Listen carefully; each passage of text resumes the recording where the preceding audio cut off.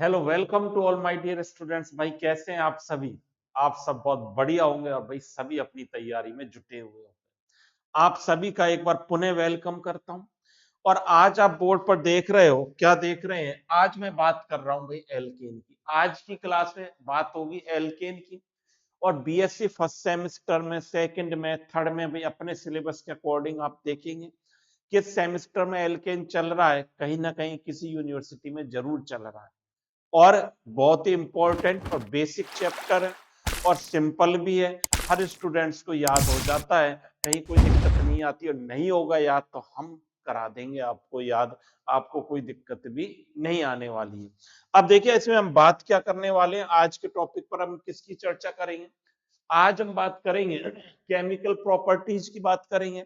Sir के पहले भी, इससे पहले भी आपने ये बात करी थी भाई, बिल्कुल बात करी थी। इस क्लास से पहले भी हमने केमिकल प्रॉपर्टीज की बात करी थी। कुछ केमिकल प्रॉपर्टीज को इस क्लास से पहले हमने डिस्कस किया था, वो सभी आपने पढ़ ली होंगी, अच्छे से समझ ली होंगी। आज की क्लास में जो बची हुई है इसकी केमिकल प्रॉपर्टीज, उनकी हम बात करेंगे। अब देखिए कौन कौन सी बच रही है, इसको समझ लें। देखिए ये हम डिस्कस कर चुके हैं, ये वाली केमिकल प्रॉपर्टीज हम डिस्कस कर चुके हैं। ये नाइट्रीकरण भी डिस्कस कर चुके हैं अपन, नाइट्रीकरण को भी पढ़ चुके हैं। और सल्फोनीकरण ये भी हमने पढ़ लिया, सल्फोनीकरण भी पढ़ लिया। मिथाइलिन समूह का समावेश ये भी पढ़ लिया। और रीड रिएक्शन भी पढ़ ली, काफी कुछ पढ़ लिया हमने। इसका मतलब तो अब केवल 4 रिएक्शन को आज हम बात करेंगे और चारों इंपॉर्टेंट है भैया। बहुत ही सरल है चारों रिएक्शन और चारों बहुत इंपॉर्टेंट भी हैं। इनकी डिस्कशन करेंगे एक एक करके, हर रिएक्शन को हम देखेंगे। पहली जो रिएक्शन है दैट इज पायरोलिसिस। अब पायरोलिसिस का मतलब क्या है? देखिए पायरोलिसिस, पायरोलिसिस का क्या मतलब होता है, यहां पे मैं लिख रहा हूं क्या है पायरोलिसिस। पायरोलिसिस का मतलब होता है ब्रेकिंग, टूटना। अब ब्रेक होना, मॉलिक्यूल का टूटना किसकी प्रेजेंस में? पायरो। और पायरो का जानते होंगे आप, पायरो का अर्थ है फायर। फायर है इसका मतलब आग। आग की उपस्थिति में, इसका मतलब क्या है? फायर। फायर की उपस्थिति में किसका मतलब है? ये मतलब है पायरो का। पायरो का मतलब फायर होता है। आग की उपस्थिति में यदि मॉलिक्यूल टूट जाए, ब्रेक हो जाए, डेट इज क्या कहलाता है? पायरोलिसिस कहलाता है। बहुत ही सिंपल बात है भाई। और इसको आप समझ लेना कि पायरो की प्रेजेंस में, मतलब आग की प्रेजेंस में क्या हो रहा है? मॉलिक्यूल क्या होगा? ब्रेक होगा, टूटेगा। वो क्या कहलाएगा? पायरोलिसिस कहलाएगा। अब पायरोलिसिस की जब हम बात करेंगे तो यहां पर देखिए यही बात लिखी हुई है। पायरो का मतलब क्या? फायर। और लिसिस डिकम्पोजिशन। इसको भाई क्या कहते हैं? अपघटन। क्या बोलूंगा हिंदी में? अपघटन। इसको अपघटन बोले। आग की उपस्थिति में टूट जाए, अपघटित हो जाए मॉलिक्यूल, वो क्या कहलाएगा? पायरोलिसिस कहलाता है। समझोगे ये बात आपके? ये क्या कहलाएगा? पायरोलिसिस कहलाएगा। यही बात यहां पर लिखी, उच्च एल्केन वायु की अनुपस्थिति में, कंडीशन और है वायु की अनुपस्थिति हो। भाई वायु की अनुपस्थिति में उच्च तापक्रम पर गर्म करने पर कम कार्बन वाले एल्केन एल्कीन हाइड्रोजन का मिश्रण देते हैं। एल्केन एल्कीन और हाइड्रोजन का मिश्रण देते हैं। यह अभिक्रिया तापघटन अथवा क्रैकिंग कहलाती है। अथवा क्या कहलाती है? क्रैकिंग कहलाती है। ताप का अपघटन हो रहा है। इंग्लिश में भी समझ लें। When higher alkanes are heated at a high temperature, heated करेंगे हायर एल्केन्स को सॉरी, हायर एल्केन्स को हीटेड करेंगे, गर्म करें हायर टेम्परेचर पर, तो क्या होगा? In absence of air they break down to give a mixture of lower alkanes, alkene and hydrogen. This reaction is known as pyrolysis और क्रैकिंग। यही क्या कहलाएगी? पायरोलिसिस कहलाती है। और जिसको क्या कहते हैं? क्रैकिंग कहते हैं। सिंपल सी बात है। अब होगी कैसे सर? रिएक्शन किस प्रकार से होगी इसको और समझ लो। जैसे भाई मैं क्या ले लूं यहां पर एग्जाम्पल, यदि हम बात करें एग्जाम्पल की, यदि हम बात करने वाले हैं तो एक कंपाउंड में बना रहा हूं, देखो CH3, बताओ भाई इसका क्या नाम है, इसका नाम बता दे। नाम बताना है आपको सिंपल सा।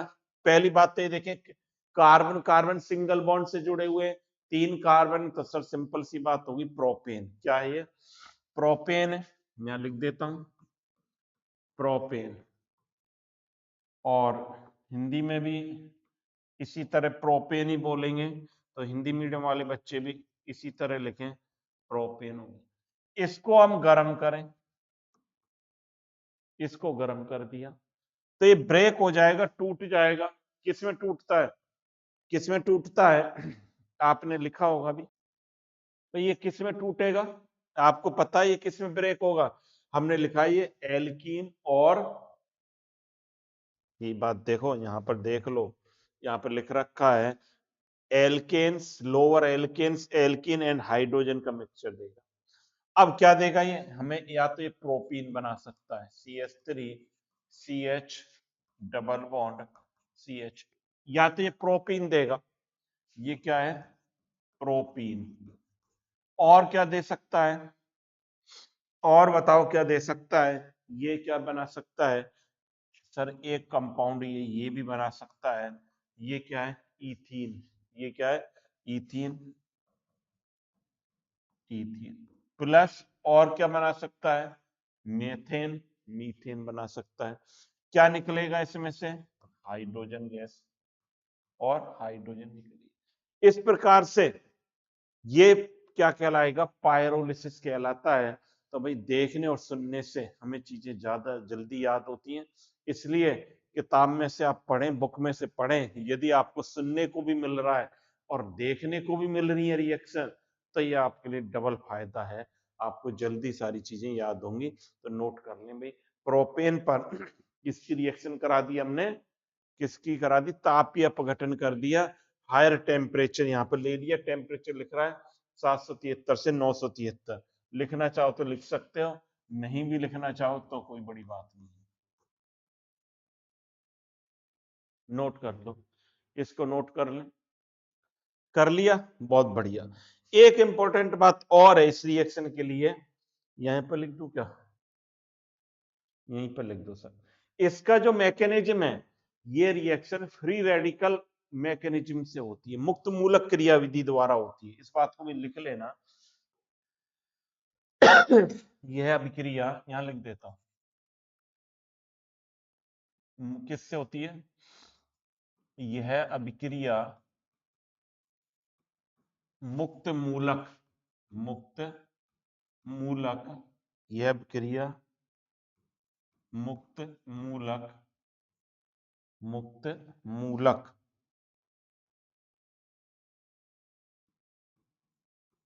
क्रियाविधि द्वारा होती है। क्रियाविधि द्वारा होती है।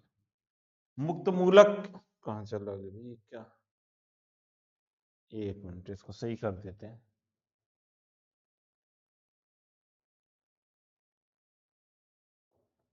डबल RI अक्षर, एक मिनट।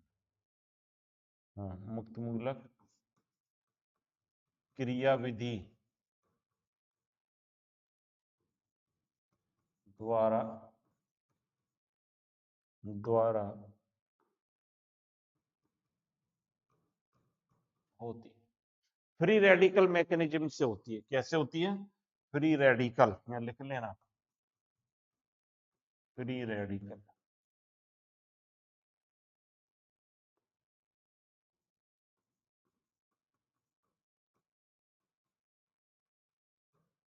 फ्री रेडिकल मैकेनिज्म से होती है यह रिएक्शन। तो इतनी बात हमने लिख ली, फ्री रेडिकल मैकेनिज्म से होती है। अब यहां पर देखिए अगली रिएक्शन की तरफ चलते हैं। अगली रिएक्शन कौन सी है भाई हमारी? अगली रिएक्शन है देखो, डिहाइड्रोजिनेशन, विहाइड्रोजनीकरण कहते हैं इसको, कहते हैं डिहाइड्रोजिनेशन। डी का मतलब जहां भी डी लग गया, वी लग गया, डेट मीन्स उसको आप बाहर कर दो, जिसके भी आगे लगा है उसको बाहर निकालना है। तो डिहाइड्रोजिनेशन का मतलब है कि हाइड्रोजन का निष्कासन, हाइड्रोजन का निकलना। अब हाइड्रोजन को हम निकाल दें इसमें से, किसमें से? एल्केन में से। तो आपको पता है कि एल्केन में से हाइड्रोजन निकाल दें तो क्या होगा? एल्कीन बन जाती है। कैसे? when alkanes are heated at 773 in presence of catalysts such as molybdenum है, वेनेडियम है और टाइटेनियम है, along with alumina, magnesia, alumina क्या होता है? Al2O3, ये क्या है? Al2O3, इतना याद कर लें। They form corresponding alkanes with the liberation of hydrogen gas। यदि इसको गर्म करें, टेम्परेचर उतना ही लिया है देखो जो अभी पहले लिया था, यदि हम गर्म कर रहे हैं इसको, एल्केन को 773 से 973 केल्विन ताप पर क्या होगा? हाइड्रोजन का निष्कासन हो जाएगा। और कैटालिस्ट, कैटालिस्ट क्या है? मोलिब्डेनम है, वेनेडियम में आपको पता है जो संक्रमण धातु तत्व हैं, ट्रांजिशन एलिमेंट है, जो वर्क करते हैं कैटालिस्ट की फॉर्म में। अलॉन्ग विद एलुमिना, एलुमिना के साथ इसको गर्म करें तो ये क्या बना देगा? एल्कीन देगा। हाइड्रोजन गैस निकलेगी। एल्केन कंटेनिंग 6 और more carbon atoms undergo cyclisation. एक इंपॉर्टेंट बात और आ रही है कि एल्केन जिसमें 6 या ज्यादा कार्बन एटम है, 6 से ज्यादा, उनका साइक्लाइजेशन हो जाएगा, चक्र बन जाएगा on dehydrogenation at high temperature and pressure to form aromatic compound। और क्या दे देंगे? ये एरोमेटिक कंपाउंड बना देंगे। 6 से ज्यादा, आपको पता है 6 में क्या बन जाती है? बेंजीन बन जाती है सर। 6 में क्या बन जाती है? बेंजीन बन जाती है।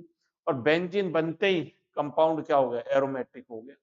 The process is known as hydroforming, catalytic reforming और एरोमेटाइजेशन कहलाता है। एरोमेटाइजेशन कहलाता है, एरोमेटिकरण जिसको कहते हैं।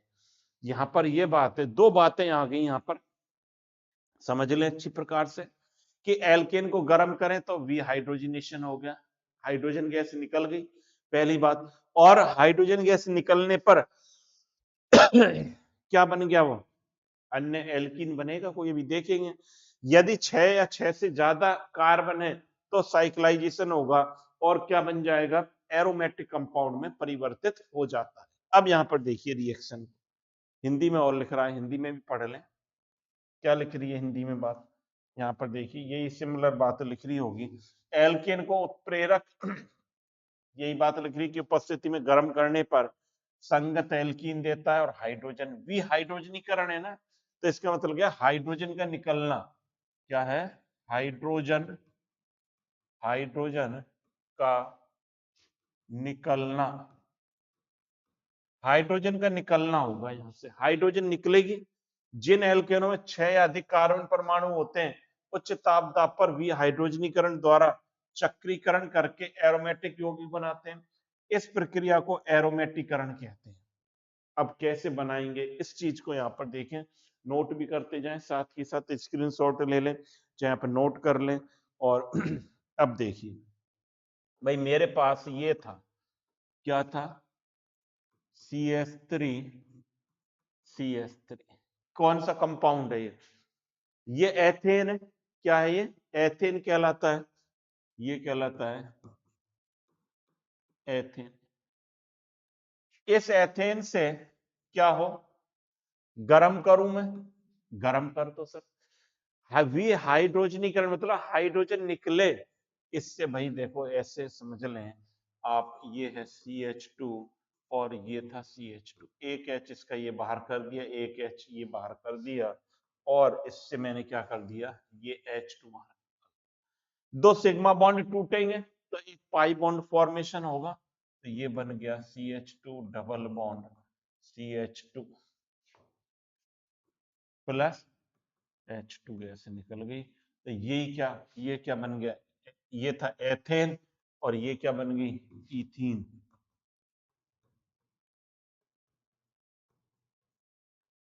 ये एथीन बन गई आप पे, क्या बन गई, एथीन का फॉर्मेशन हो गया, देख रहे हो, ये एथीन का फॉर्मेशन हो गया, नोट कर लें। दूसरी बात ये भी आ रही है, यदि 6 से ज्यादा कार्बन होंगे तो एरोमेटिकरण होगा, एरोमेटाइजेशन होगा। एरोमेटाइजेशन कैसे होगा यहां पर देखें।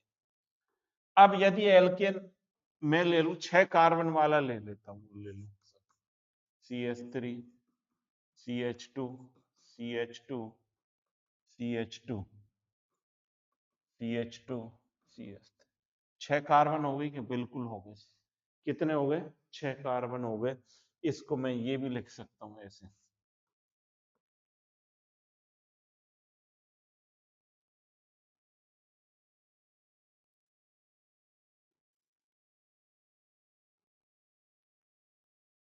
देखो ये यहां पर क्या है, ये सर CH3, ये सब, ये भी क्या है CH3, ये सब यहां पर CH2 है, ये भी CH2 है, ये भी CH2 है, और ये भी ये सारे CH2 है, ये सारे CH2 है, क्या है, हेक्सेन है। और कैसा हेक्सेन है बता सकते हो sir, that is n hexane. क्या है ये, एन हेक्सेन, सबको पता है एन,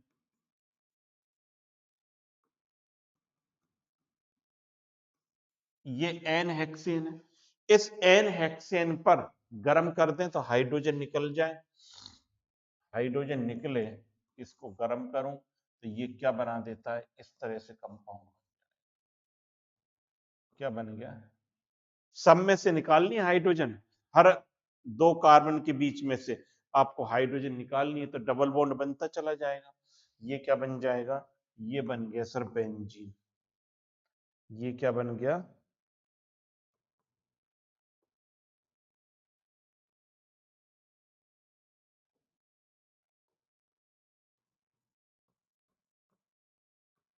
बेंजीन बन गया हमारा, एरोमेटिकरण हो गया। एरोमेटिक कंपाउंड कैसा है बेंजीन, सबको पता है, दैट इज एरोमेटिक। कैसा कंपाउंड है ये, एरोमेटिक कंपाउंड होता है। इस प्रकार से कंपाउंड हमारा फॉर्मेशन हो जाएगा, एरोमेटाइजेशन हो जाएगा, एरोमेटिक कंपाउंड इस प्रकार से फॉर्मेशन होगा एरोमेटिक कंपाउंड का। तो इसको भी नोट कर लें साथ ही साथ, तब अगली रिएक्शन पर चलेंगे। नोट कर लिया भाई, बहुत बढ़िया है, आपने यदि नोट कर लिया है। और अब अगली रिएक्शन की तरफ चलेंगे। अगली रिएक्शन क्या कहती है इसको देखिए, अगली रिएक्शन क्या है, ये है समावयवीकरण, आइसोमराइजेशन। ये बहुत सिंपल बात है, आइसोमेरिज्म आपने पढ़ रखा होगा कि आइसोमेरिज्म में क्या होता है, मॉलिक्यूलर फॉर्मूला तो सेम रहता है, संरचना स्ट्रक्चर बदल जाती है। तो यही हमें यहाँ करना है कि मॉलिक्यूलर फॉर्मूला तो हमारा क्या रहेगा, सेम रहेगा, लेकिन स्ट्रक्चर चेंज हो जाएगी। ये क्या कहता है, in the presence of catalyst, catalyst क्या है, AlBr3 और HBr, ये उत्प्रेरक है। At ordinary temperature, normal alkanes are converted into their branched chain isomeric alkane, branch chain isomeric alkane में कन्वर्ट हो जाते हैं। साधारण तापक्रम पर उत्प्रेरक की उपस्थिति में नॉर्मल एल्केन शाखित श्रृंखला वाले समावयवी में परिवर्तित होंगे। अब कैसे परिवर्तित होंगे इसको आप देखें जरा, जैसे दें, नॉर्मल एल्केन लिख रहा हूं, मैं लिख रहा हूं CH3 CH2 CH2, बताओ भाई कौन सा एल्केन है ये कौन सा एल्केन कहलाएगा सर, ये 4 कार्बन है, सिंगल बॉन्ड से एल्केन की बात कर रहे हैं, तो ये ब्यूटेन होगा। ये क्या है, ब्यूटेन है सर, लो ब्यूटेन है, पहली रिएक्शन होगी ब्यूटेन। इसको गर्म करूं, किसकी, AlBr3 और HBr की प्रेजेंस, देखना इसका मॉलिक्यूलर फॉर्मूला क्या है सर, C4 और H कितने, 10 है सर, H10, ये इसका मॉलिक्यूलर फॉर्मूला, अणु सूत्र जिसको कहते हैं, ये क्या है अणु सूत्र कहलाता है भैया, ये क्या कहलाता है? अणुसूत्र कहलाता है। ये अणुसूत्र कहलाता है।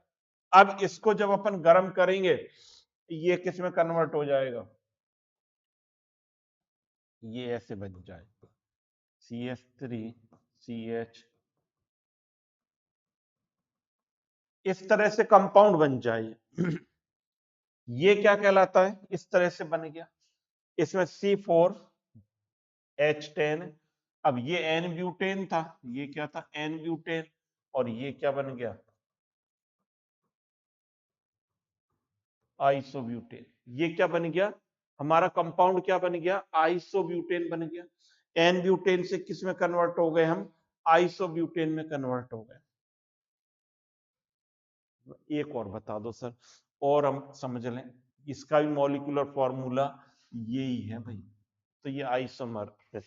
एक और देख लो, अगर एक और चाहते हो एक रिएक्शन और देख सकते हो, जैसे मैं लिख रहा हूं।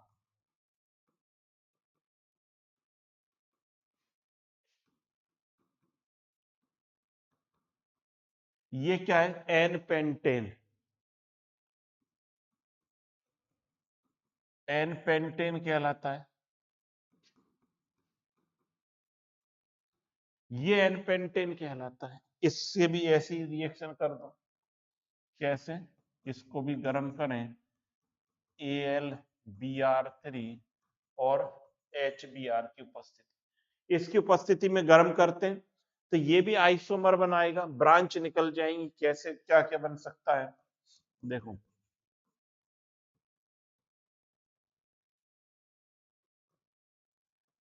एक तो ये बन सकता है, एक तो ये कंपाउंड बना, इसका मॉलिक्यूलर फॉर्मूला लिख लो। या मॉलिक्यूलर फॉर्मूला लिखूं, एन पेंटेन का क्या है? C5 है सर। सी तो कितने हैं? सी कितने हैं? 5, और H12,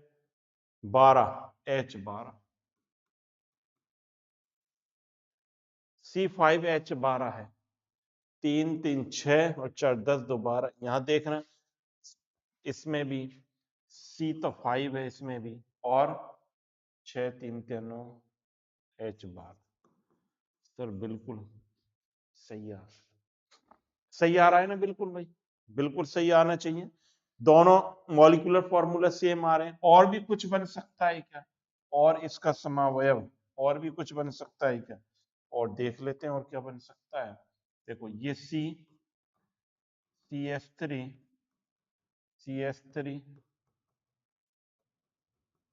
यदि मैं इसको ऐसे कर देता हूं, ये भी कितने हैं? H12, C5H12। ये क्या है? नाम बताना। आइसोपेंटेन। ये सर आइसोपेंटेन। और ये क्या है? नियोपेंटेन। आइसोपेंटेन और नियोपेंटेन है, आइसोमर बन गए। नोट कर लो, क्या बन गए? आइसोमर बन गए इसके। नोट कर लीजिए। कर लिया बेटा? नोट कर लिया? बिल्कुल कर लिया सर। बात समझ में भी आ गई होगी और आपको बढ़िया लग रहा होगा, मजा आ रहा है ना सभी को पढ़ने में। भाई आनंद आना चाहिए देखो पढ़ने में। हर कोई भी हम काम करें मन से करें और हमें आनंद आए तो वो काम हमारे लिए बहुत अच्छा हो जाता है, सिंपल हो जाता है। इसलिए हमें इंटरेस्ट आना चाहिए और पॉजिटिव वे से हम चीजों को करें तो हम हमेशा क्या रहेंगे? पॉजिटिव रहेंगे। हमें आ रहा है समझ में। यदि हम ध्यान से देखेंगे मूवी की तरह, जब 3 इडियट मूवी आई थी तब बच्चों ने 3 3 बार देखी। एक एक वर्ड मूवी का रट गया भाई बच्चों को। क्यों रट गया? हमने उसको देखा भी सुना भी। और देखने सुनने से कंटेंट हमारा क्या हो जाता है? जल्दी याद हो जाता है। इसलिए इसको देखना सुनना हमारे लिए क्या रहता है? जरूरी रहता है। और देखेंगे सुनेंगे पढ़ाई को तो आपके लिए तुरंत ही याद हो जाती है चीजें। चलिए अब अगली रिएक्शन पर आ जाओ। अगली रिएक्शन क्या कहती है? लास्ट है ये, देखो दहन। और दहन आ गया। दहन क्या कहता है सुनो। देखिए, एल्केन ऑक्सीजन की प्रेजेंस में, ऑक्सीजन के दहन की क्रिया एक तो ऑक्सीजन की प्रेजेंस में होगी। पहली बात तो आप ये समझ लें, दहन ऑक्सीजन की प्रेजेंस में होगा। और जब भी हाइड्रोकार्बन का दहन करेंगे, हाइड्रोकार्बन को ऑक्सीजन की प्रेजेंस में जलाएंगे तो हाइड्रोकार्बन, एल्केन, एल्कीन, एल्काइन कुछ भी हो सकता है। तब दो ही प्रोडक्ट बनते हैं, CO2 और H2O। बात आ रही समझ? दहन की क्रिया में केवल दो ही प्रोडक्ट बनेंगे भैया मेरे। कौन कौन से बनेंगे मुन्ने? दो प्रोडक्ट बनेंगे, CO2 और H2O। इस बात को गांठ बांध लेना और कभी नहीं भूलना है इस बात को। यही बात लिख रही है कि एल्केन ऑक्सीजन से तभी करेंगे CO2 और जल बनाता है। मुक्त मूलक क्रिया विधि द्वारा होती है, फ्री रेडिकल द्वारा होती है। प्रारंभ में बंध को तोड़ने के लिए ऊर्जा की, बंध तोड़ेंगे तो हल्की सी ऊर्जा की आवश्यकता होगी। कोई भी हम कार्य करें तो एनर्जी तो लगानी पड़ेगी, लेकिन इसके बाद श्रृंखला चलती रहती है। यह अभिक्रिया ऊष्माक्षेपी होती है। प्रारंभ में ऊष्मा दी, लेकिन बाद में ऊष्मा निकलती रहती है, इसलिए ऊष्माक्षेपी का मतलब ऊष्मा का निकलना। परंतु प्रारंभ करने के लिए ऊष्मा की आवश्यकता होगी। एक बार ऊष्मा से प्रारंभ कर दी, फिर चलती रहेगी। अंतर्दहन इंजनों में किया जाता है इसका उपयोग। सिंपल सी बात है। Internal engine, alkanes react with oxygen, alkane react with oxygen form carbon dioxide. क्या बनेगा? CO2 और जल बनता है H2O। This reaction proceed through a free radical mechanism. Free radical mechanism से होता है। Large amount of energy required to break the bond, after which the chain reaction continuous. उसके बाद रिएक्शन कंटिन्यूअस चलती रहती है। द रिएक्शन इज एक्सोथर्मिक होती है but require heat to initiate. Exothermic है, लेकिन हीट की क्या होती है? इनिशिएट करने के लिए हीट की नीड होती है। This principle is applied in internal combustion engine. Internal combustion engine पर अप्लाई होती है। अब देखो रिएक्शन कैसे होंगी, एक दो रिएक्शन समझ लें, नोट कर लें। जैसे मेथेन है, लिख लो सर, CH प्लस O2 दहन कराया, प्रोडक्ट बनेगा CO2 और H2।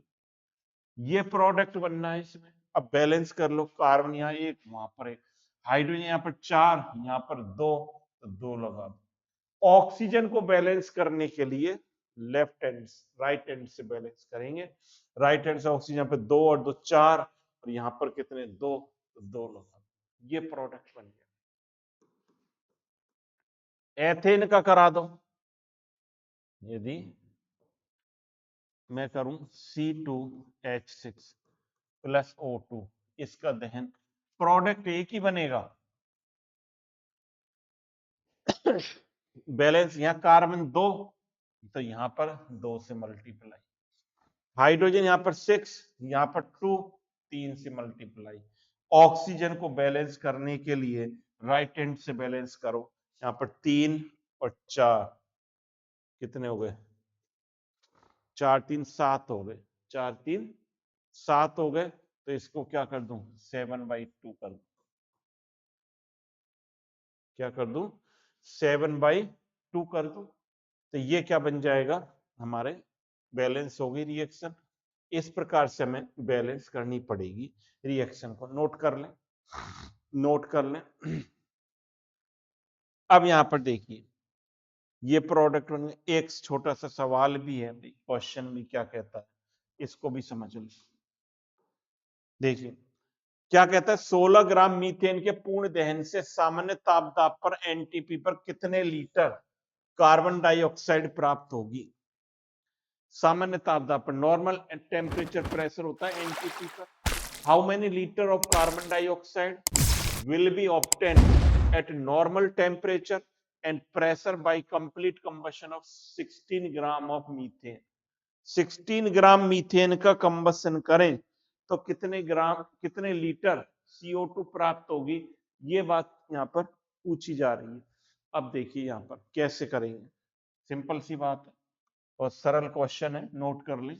पहले तो कंबशन की रिएक्शन लिखो बेटा, plus O2 is equal to CO2 और सर ये तो अभी भी लिखी थी, बहुत बढ़िया लिखी थी। अब बैलेंस कर भाई इसको, बैलेंस कर। कार्बन एक एक, हाइड्रोजन चार, यहाँ पर सर दो लगा दो, ऑक्सीजन दो और दो चार, यहाँ पे सर दो लगा दो। कह रहे 16 ग्राम मीथेन, इसका भार देखना, 12 + 4 तो 16 ये तो 16 ग्राम है। कितने लीटर कार्बन डाइऑक्साइड होगी? 16 ग्राम से 16 ग्राम मीथेन प्रोड्यूस प्रोड्यूस ये कितने मोल हैं इसके? 1 मोल CO2। 1 मोल CO2 1 मोल करती है CO2 और 1 मोल का एनटीपी पर वॉल्यूम कितना होता है? एनटीपी पर वॉल्यूम फॉर 1 मोल कितना होता है भाई? 22.4 लीटर। आंसर आपका निकल कर आ गया 22.4 ही आ गया। देखो कोई कट तो नहीं रहा है, क्लियर आ रहा है ना सारा? बिल्कुल सर, बिल्कुल क्लियर आ रहा है। तो इस प्रकार से क्वेश्चंस को करेंगे कि 22.4 लीटर हमें क्या प्राप्त होगी? CO2 प्राप्त होगी। 1 मोल का आयतन एनटीपी पर होता है 22.4 लीटर। तो इस तरह से हमने सारे केमिकल प्रॉपर्टीज की बात कर ली इनकी। और एल्केन अब तो नहीं है कुछ भी, एल्केन्स की हमने प्रॉपर्टीज की बात कर ली। ये आपको बहुत बढ़िया लगी होगी क्लास, इसको सुने, देखें और प्रीवियस क्लास को भी आप प्ले लिस्ट में देख लेना, वहां आपको सारी क्लास मिल जाएंगी। तो लगातार इनको आप देखते रहें, नोट्स बनाते रहें, और एक बार नहीं समझ में आया तो भाई 2 बार सुन लेना, अपना क्या जा रहा है, आपके पास ही आ रही है सारी क्लासेस। 2 बार समझ, 3 बार सुन, लेकिन सुन जरूर लो मूवी की तरह। अगर आपने मूवी की तरह सुन लिया, देख लिया, तो सारी चीजें आपके मस्तिष्क में छा जाएंगी। तो thank you students, have a nice day. लगातार पढ़ते रहें, मेहनत करते रहें। Thank you.